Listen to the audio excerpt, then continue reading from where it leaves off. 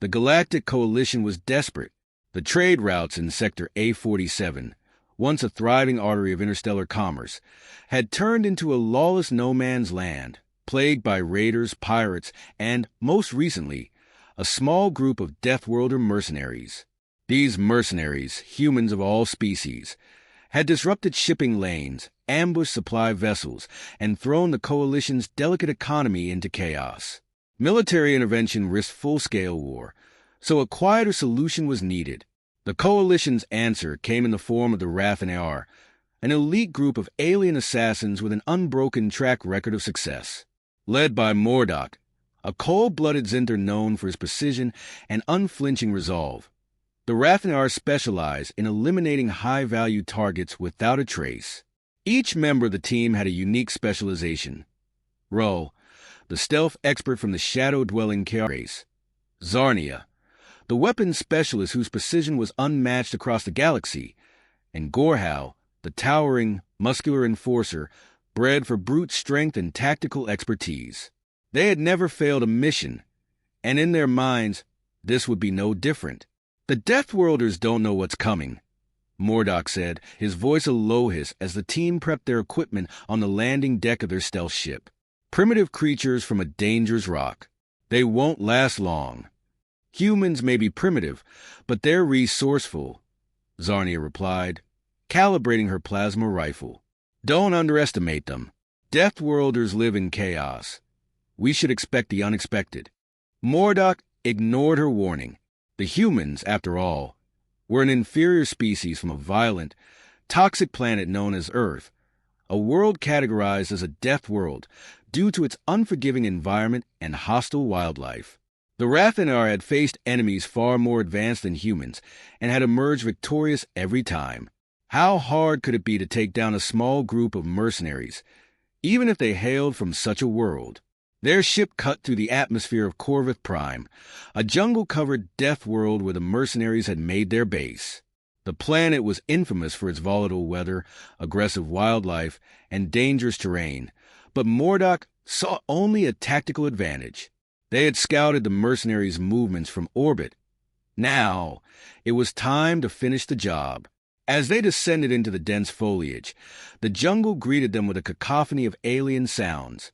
Howls, screeches, and the rustling of unseen creatures moving just beyond their field of vision. The air was thick with humidity, making every breath feel like a burden. Vines, thick as their arms, twisted around towering trees, and the ground squelched beneath their feet. "This place reeks of death," Gorhal said. "Stay focused," Mordock snapped. "We're not here for sightseeing." The Rathanar moved with calculated precision, their cloaking devices rendering them nearly invisible as they trekked through the jungle. They had tracked the mercenaries to a location near the wreckage of a Coalition supply ship, assuming the Deathworlders were scavenging parts or preparing for another raid. The assassins spread out, each moving into position to surround the humans. Mordock surveyed the area through his infrared visor. The humans were right where they expected them. A group of 5, crouched near the wreckage, apparently unaware of the assassins closing in. Mordock grinned. This would be over quickly. "Take them out," he whispered into his communicator. Ro was the first to strike. Moving like a shadow, his blade aimed at the throat of one of the Deathworlders. But just before he made contact, the human spun around with a speed that defied logic, dodging the strike and delivering a powerful blow that sent Ro reeling. Zarnia fired her plasma rifle, but the shot missed as the humans scattered into the jungle with an agility that caught even Gorhal off guard. "What the?" Zarnia cursed, as her second shot hit only the trunk of a tree. Before Mordock could react, a massive net made of thick vines dropped from the trees above, ensnaring Gorhal, who roared in frustration as he tried to tear free. The vines tightened, cutting into his armor with surprising strength. At the same moment, one of the humans detonated an explosive charge, sending a nearby section of the jungle into a controlled collapse, cutting off the assassin's escape route. "This isn't right," Zarnia said. "They're playing with us." Mordock snarled in frustration. The humans had set a trap, luring them into an ambush. But this wasn't over. Not by a long shot. Regroup, Mordok ordered, his eyes narrowing as he watched the Deathworlders disappear into the thick underbrush, their movements seamless and confident. They weren't fleeing. They were leading the assassins deeper into the jungle, into territory where the planet itself seemed to come alive with danger. Mordok's mind raced as the gravity of the situation began to sink in. The Deathworlders weren't the helpless prey he had anticipated. They were something far worse. Survivors honed by a planet that constantly tried to kill them. The mission was far from over, and for the first time in his career, Mordok felt the cold sting of doubt. The oppressive heat and stifling humidity of Corvus Prime weighed heavily on the remaining members of the Rathanar. They moved through the dense undergrowth, no longer with the stealthy confidence they had earlier, but with a sense of growing unease. Each step felt like a gamble. The Deathworlders had disappeared into the jungle's shadows, but their presence was still palpable, lurking somewhere beyond sight. The jungle itself seemed to mock the assassins. Alien birds shrieked from the canopy, and the foliage rustled as unseen predators prowled in the distance. Mordok's mind raced, replaying the ambush over and over. His team, trained to be relentless predators, had been outmaneuvered by a handful of humans. Deathworlders, yes, but still just humans. Now, their advantage in technology and tactics felt meaningless in the face of an enemy that had bent the very environment to their will. "We need to regroup," Mordok muttered, scanning the jungle for any sign of their enemies. His voice lacked the iron certainty it had carried before. "Gorhal, how's your status?" The giant enforcer, freed from the vine trap, but still bleeding from several wounds, grunted in response. His towering form, usually an intimidating presence, now seemed more vulnerable in the alien jungle. "These humans, they know the terrain better than we anticipated. They're not just using it, they're controlling it." Zarnia wiped sweat from her brow, her eyes constantly scanning the trees and brush. She looked on edge, her earlier confidence replaced by something close to fear. "They've sabotaged our cloaking tech, jammed our weapons. What kind of animals are we dealing with?" "Not animals," Mordok growled. "Survivors." They pressed on, but every step forward felt like a misstep. The jungle itself had become a maze of dangers. Ro, their stealth expert, was the first to fall victim to it. As he darted ahead to scout, a low growl rumbled from the underbrush. Before anyone could react, a massive beast, its body camouflaged to blend perfectly with the jungle, lunged at him. Ro's scream was cut short as the creature's fangs sank into him, dragging him into the thick foliage. The team watched in horror as his body disappeared into the jungle, a sickening crunch of bone the only sound that followed. Zarnia's breath quickened, her hands tightening around her plasma rifle. "They're using the wildlife against us," she muttered. "They've trained the predators." Mordok's eyes narrowed, his fury barely contained. "No, not trained. They've adapted. These humans, this planet, are one and the same. They've learned to survive in a place designed to kill them at every turn."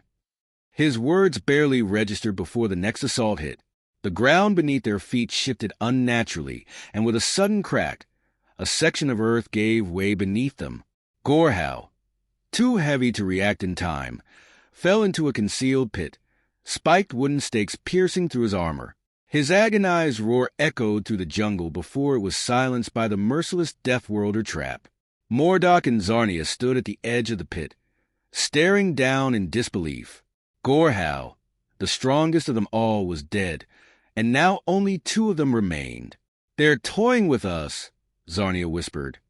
"They could have killed us outright, but they're leading us deeper, forcing us into their traps." Mordok's jaw tightened. Every instinct told him to retreat, to regroup, and find a way to fight back. But retreat to where? The jungle had become an endless labyrinth of dangers, and the Deathworlders seemed to know every twist and turn, every deadly crevice and pitfall. "We need to find a defensive position," he said, pulling Zarnia with him as they moved cautiously through the trees. "They'll try break us down, but we'll—" Before he could finish, a sudden, piercing sound filled the air, a low hum, growing louder and more disorienting by the second, reverberated through the jungle. Zarnia's hands flew to her ears, the sound disorienting her. But Mordok realized too late what it was. Psychological warfare, he hissed, eyes widening in understanding. The humans were using the jungle's natural acoustics, manipulating sound to disorient and confuse them.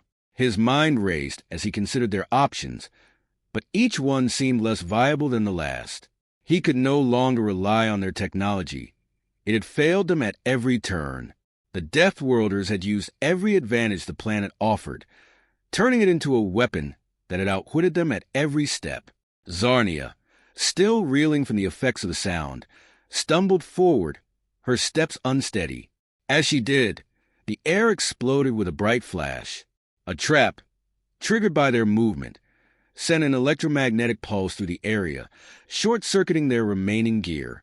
Mordok's visor went dark, his weapon systems failing. The final advantage they'd held was gone. "This isn't a mission anymore," Zarnia whispered. "It's a hunt." Mordok said nothing.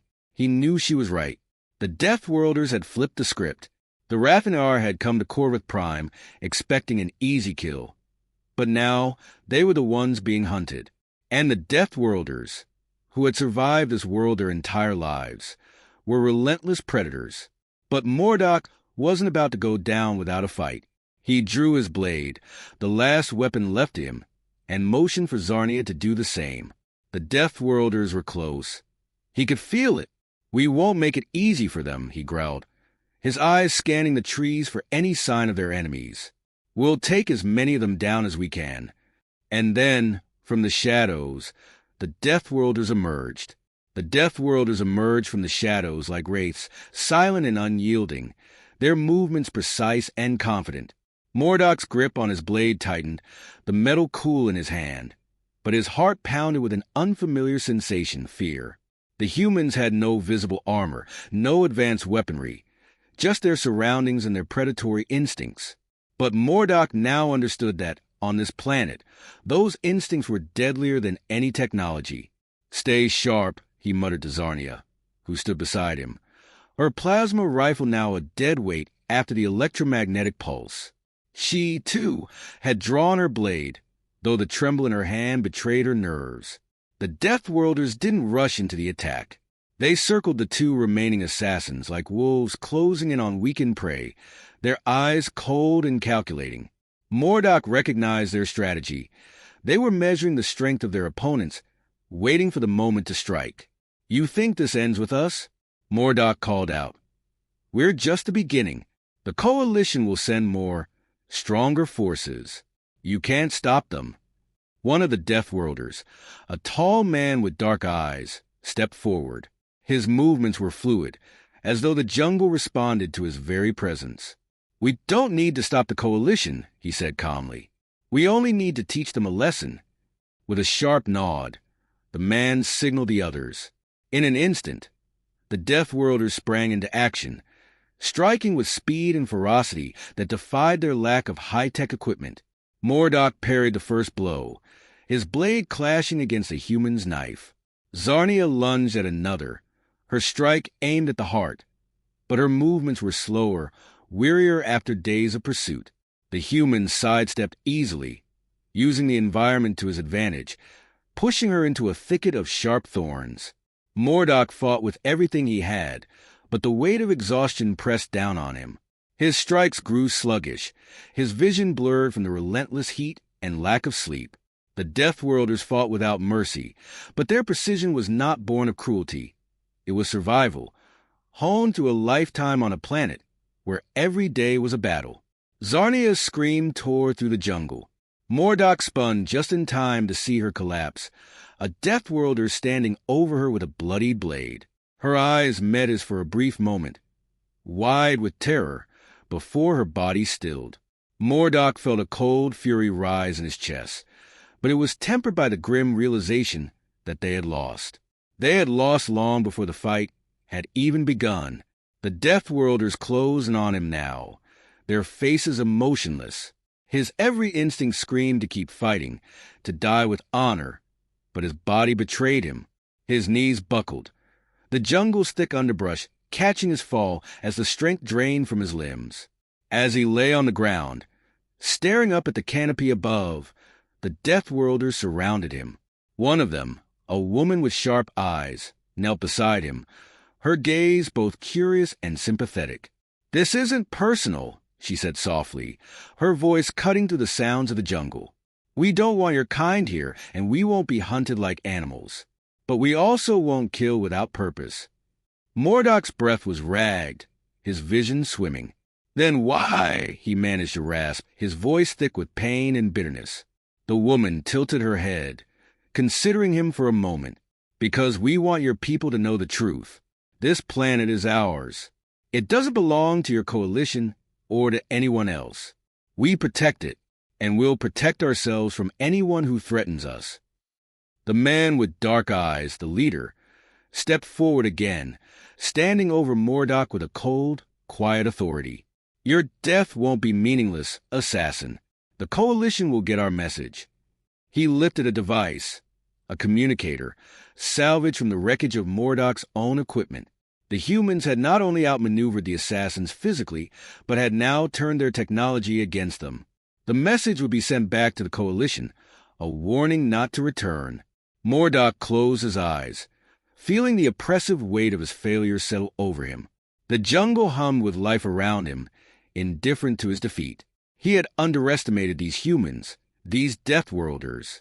They weren't just survivors of a hostile planet. They were warriors who had become one with their world, and he had been foolish enough to think they were prey. The woman stood up, leaving Mordok lying in the undergrowth. "Leave him," she said to the others. "The planet will take care of the rest."